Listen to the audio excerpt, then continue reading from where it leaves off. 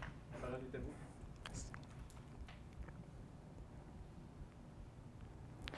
vous. Bonjour tout le monde, je m'appelle Vinicius. Aujourd'hui, je vais vous présenter rapidement mon projet de doctorat. Avez-vous déjà entendu parler de métaux biodégradables? Ces groupes de métaux, normalement constitués à base de fer, magnésium au zinc et ses alliages.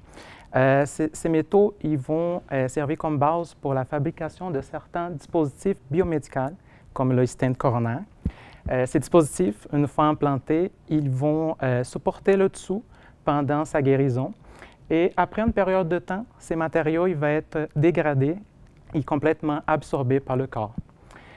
Ces alliages sont normalement produits par le processus de fonderie.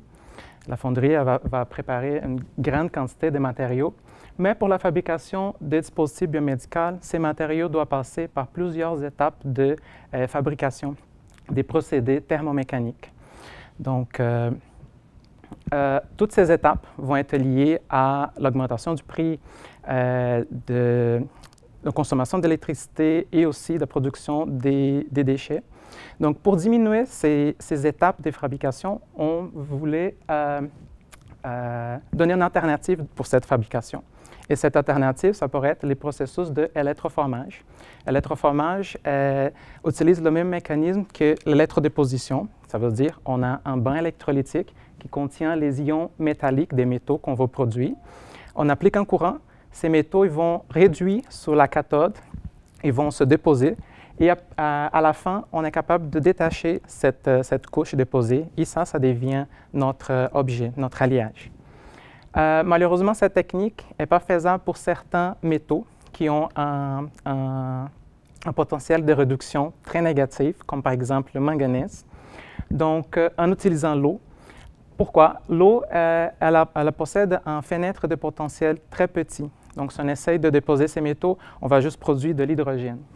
Donc, notre hypothèse, c'était de trouver un nouveau solvant qui possède une fenêtre de potentiel plus large. Et ces solvants, on a choisi les solvants eutectiques profonds.